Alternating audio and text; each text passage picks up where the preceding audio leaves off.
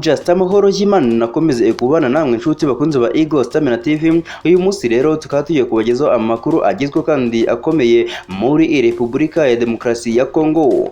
USA yasabye u Rwanda gufata ingamba zituma umwuka mubi na RDC uhagarara. Yego koko birashoboka ko ari ubwa mbere ubonye video zacu, byabyiza ukanze subscribe yewe kamanuka gato gakanda no kunzogera kugira ngo utazigera ucikwa n'amakuru utuba twaguteguriye umunsi ku wundi. Ikaze.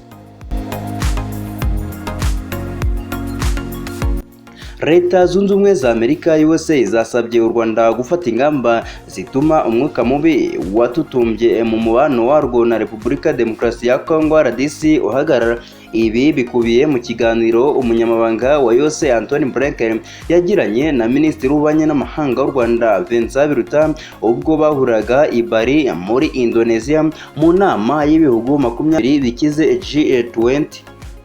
Blinken yatangaje ko mu kiganiro yagiranye na Dr. Biruta yamweretse uburyo yose yahangayikishijwe cyane n'ibikorwa by'urugomo bikomeje mu burasirazuba bwa RDC, ngakaba yanasabye u Rwanda gufata ingamba zakorohereza ihagarara ry'umwuka mubi.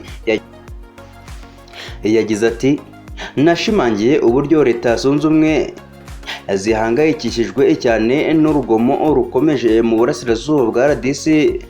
Mpamagarira u Rwanda gufata ingamba zikora mu gufasha ihagarikwa ry'umwuka mubi hagati y'ibihugu byombi. Blinken na Dr. Biruta baherekeje abakuru b'ibihugu byombi Joe Biden na Paul Kagame muri iyi nama yiga ku bibazo bihangayikishije isi muri rusange. Blinken aganira na Minisitiri Biruta ku kibazo cya RDC n'u Rwanda.